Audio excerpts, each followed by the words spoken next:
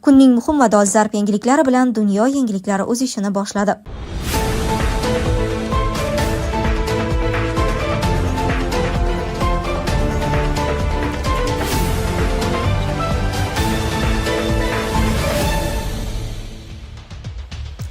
Eron qizil chiziqni kesib o'tmoqda. Tramp Xameneiga o'lim. Erondagi namoyishlarda 500 dan ortiq kishi halok bo'lgani aytilmoqda. Rossiya armiyasi Ukrainaga qarshi Geran 5 dronlaridan foydalana boshladi. Bizga nima qilish kerakligini o'rgatma. Kuba prezidenti Trampga murojaat qildi. Harbiylar Trampga Eronga zarba berish bo'yicha variantlarni taqdim etdi. MIT 800 milliardlik Ukraina rejasi Tramp xavfsizlikni pulga almashtiryaptimi? Eronliklarga tez orada chetdan yordam keladi. Rizo Pahlaviy. Rossiya Federatsiyasidagi hamyurtlarimiz diqqatiga, agarda sizga registratsiya, продление, трудовой договор, уведомление va shunga o'xshash huquqiy yordamlar kerak bo'ladigan bo'lsa, ekraningizdagi raqamlarga bog'lanishingiz mumkin.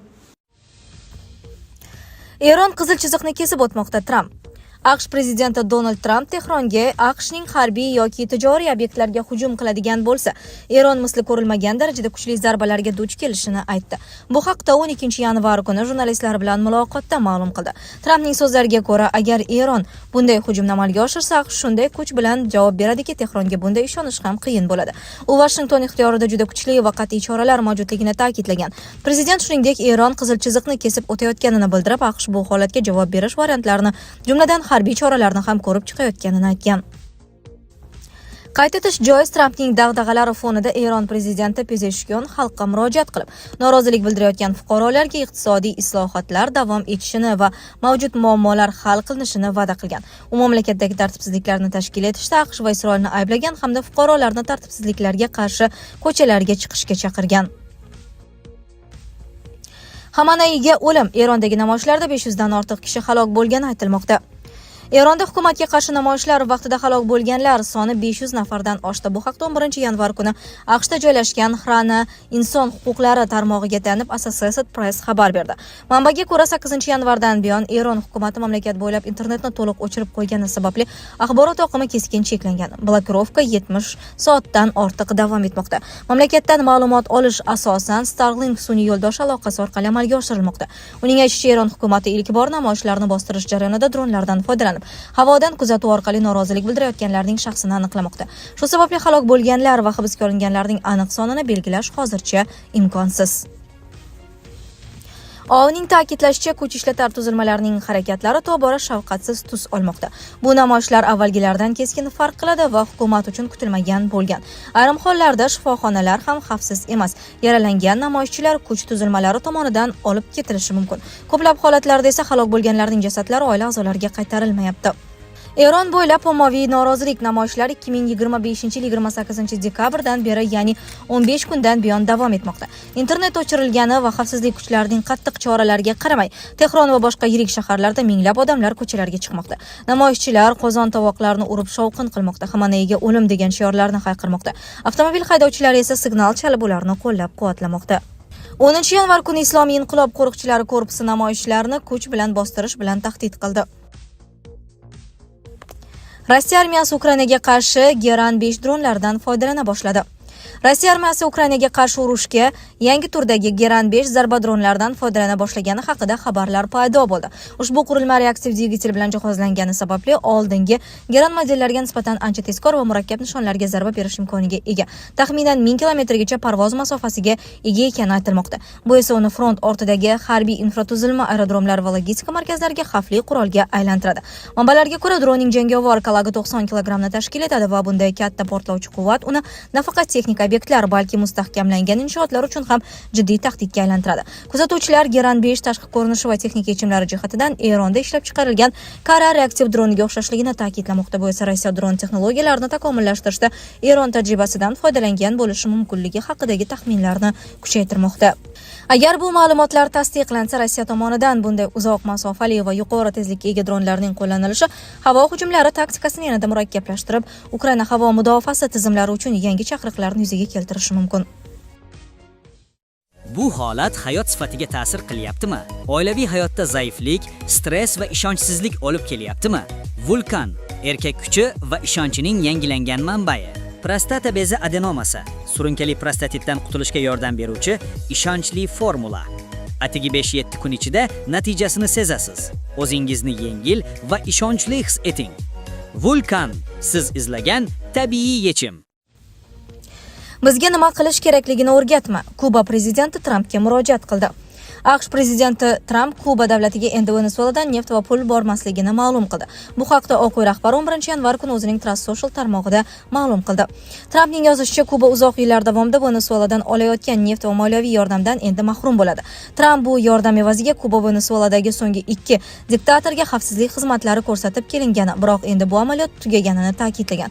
Uning so'zlariga ko'ra, Venesuela endi banditlar va tovlamachilar himoyasiga muhtoj emas, chunki mamlakatni bundan buyon AQSh armiyasi himoya qiladi. Endi Kubaga na neft, na pul keladi, 0. Juda kech bo'lib qolmasdan turib ularga kelishuv tuzishni qat'iy tavsiya qilaman deb yozgan Tramp. Bunga javoban Kuba tashqi ishlar vazirligi Kuba hech qachon va hech bir davlatdan xavfsizlik xizmatlari evaziga pul yoki moddiy kompensatsiya olmaganini bildirgan. TIV rahbari Bruno Rodriguez Parillanning aytishicha, AQShdan farqli o'laroq Kubada yo'llanma askarlik, shantaj yoki boshqa davlatlarga nisbatan harbiy bosim bilan shug'ullanuvchi hukumat yo'q. U huquq va adolat Kuba tomonida ekanini, AQSh esa nafaqat Kuba va mintaqa, balki butun dunyo tinchligi va xavfsizligiga tahdid solayotgan jinoyatchi gegemon sifatida harakat qilayotganini ta'kidlagan. Kuba prezidenti Miguel Diaz-Canel esa mamlakat 66 yildan beri AQSh tajovuziga uchrab kelayotganini aytgan. U Kubani erkin, mustaqil va suveren davlat deb atab, hech kim mamlakatga nima qilishni buyura olmasligini bildirgan. Prezidentning so'zlariga ko'ra, Kuba hech qachon hech kimga hujum qilmaydi, biroq 66 yildan beri AQSh bosimiga duch kelmoqda va vatanini oxirgi tomchi qongacha himoya qilishga tayyor. Harbiylar Trampga Eronga zarba berish bo'yicha variantlarni taqdim etgan NAT. So'nggi kunlarda Donald Trampga Eronga yangi harbiy zarbalarning bir nechta variantlari taqdim etilgan deb yozmoqda New York Times Amerikadagi qator manbalarga tanib. Gazeta ma'lumotlariga ko'ra, AQSh prezidentiga taqdim etilgan variantlar Tehrondagi harbiy bo'lmagan obyektlarga zarba berishni ham nazarda tutadi. Bular qanday obyektlar ekani borasida tafsilotlar ma'lum qilinmagan. New York Times suhbatdoshlariga ko'ra, Tramp hali yakuniy qarorni qabul qilmagan, ammo yangi zarbalarga ruxsat berish imkoniyatini jiddiy ko'rib chiqmoqda. Yuqori martabali harbiy mulozimlardan biri har qanday ehtimoliy hujumdan oldin mintaqadagi harbiy qo'mondonlarga Amerika pozitsiyalarini mustahkamlash va Eron tomonidan bo'ladigan ehtimoliy javob zarbalariga tayyorgarlik ko'rish uchun vaqt kerak bo'ladi. The Wall Street Journal nashri ham Tramp ma'muriyati vakillari variantlar bo'yicha dastlabki muhokamalarni o'tkazgani haqida yozmoqda. Rasmiylardan birining so'zlariga ko'ra, Eron harbiy obyektlariga keng ko'lamli havo hujumi uyushtirilishi muhokama qilingan. Yana bir manbaning aytishicha, harakatlar rejasi bo'yicha konsensus yo'q va hozircha Amerika harbiy texnikalari yoki askarlar zarba berishga tayyorgarlik ko'rish uchun yangi pozitsiyalarga o'tkazilmagan. Manbalar bu muhokamalarni odatiy rejalashtirishning bir qismi deb atamoqda. Shu bilan birga Eronga hujum muqarrarligini ko'rsatuvchi alomatlari yo'qligini qayd etishmoqda. 80 milliardlik Ukraina rejasi. Tramp xavfsizlikni pulga almashtiryaptimi? Vladimir Zelenskiy va Donald Tramp 19-23 yanvar kunlari Davosda bo'lib o'tadigan jahon iqtisodiy forumida qatnashib, urushdan keyin Ukrainani tiklash va iqtisodiy rivojlantirish bo'yicha kelishuvni imzolashi mumkin. Bu haqda xabar bergan The Telegraph nashriga ko'ra, gap 800 milliard dollarlik bitim haqida boryapti. Nashr manbalariga ko'ra, dastlab Zelenskiy kelishuvni yakunlash uchun Oq uyga borishni rejalashtirgan, biroq Kiyevning Yevropadagi ittifoqchilari bunga qarshi chiqib, uchrashuvni Davosda o'tkazishni taklif qilgan. Prezidentlar imzolash kutilayotgan kelishuv Ukrainani qayta tiklash va iqtisodiyotni oyoqqa qo'yish uchun 10 yil davomida 800 milliard dollar sarmoya jalb etishni nazarda tutadi. Kiyev Qo'shma Shtatlarini urushdan keyingi loyihalarga jalb etish, ayniqsa Tramp uchun jozibador yo'nalishlarga AQSh sarmoyasini olib kirish orqali Washingtondan xavfsizlik kafolatlari olishga umid qilmoqda.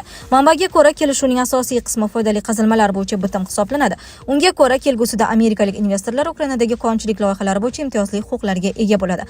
Trampning maxsus vakili Uitkov ushbu bitimni ijobiy baholadi. Eronliklarga tez orada chetdan yordam keladi. Rizo Pahlaviy. Eronning so'nggi shohi Muhammad Rizo Pahlaviyning o'g'li muxolif Rizo Pahlaviy mamlakatda davom etayotgan norozilik namoyishlari yangi bosqichga o'tayotganini aytib, eronliklarga ularning yolg'iz emasligini va yaqin vaqt ichida chetdan yordam kelishini ma'lum qildi. Bu haqda u X platformasida e'lon qilingan video murojaatida aytib o'tgan. Qayd etilishicha, Pahlaviy 11-yanvar kuni eronlik namoyishchilarga rejimning yolg'on propagandasi va aloqa uzilishlari uchun mas'ul bo'lgan barcha muassasa va apparatlarni qonuniy nishon sifatida ko'rishga chaqirgan. Hozirgi rejimga qarshi asosiy muxolif shaxslardan biri bo'lgan va surgunda yashayotgan Pahlaviy xavfsizlik xodimlariga ham tezroq o'z tomonini tanlashi kerakligini aytgan. Men Islom Respublikasini ag'darish va aziz Eronimizni qaytarib olish uchun milliy qo'zg'olonning yangi bosqichini e'lon qilaman. Eron ichida shaharning markaziy ko'chalarini egallab, ularni nazoratda ushlab turishdan tashqari rejimning yolg'on targ'iboti va aloqa vositalarini uzib qo'yish uchun mas'ul bo'lgan barcha muassasa va idoralar qonuniy nishonlar hisoblanadi. Davlat muassasalari xodimlari hamda qurolli va xavfsizlik kuchlari a'zolari oldida imkoniyat bor.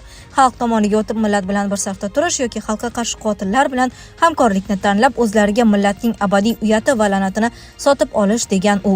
Shuningdek, Pahlaviy xorijdagi eronliklarga ham murojaat qilib, ularni Eron elchixonalarini ham qaytarib olishga chaqirgan va islom inqilobidan oldingi milliy bayroqni, unda Islom Respublikasi ramzi o'rniga sher tasviri bo'lgan va markaziy chiziqda arab tilidagi Allohu akbar yozuvi bo'lmagan bayroqni ko'tarishni talab qilgan. Bundan tashqari Pahlaviy xalqaro yordam ham yaqinlashayotganini aytgan. Sizlarga yetkazmoqchi bo'lganlarimiz shulardan iborat edi. Dunyo yangiliklaridan uzoqlashmang.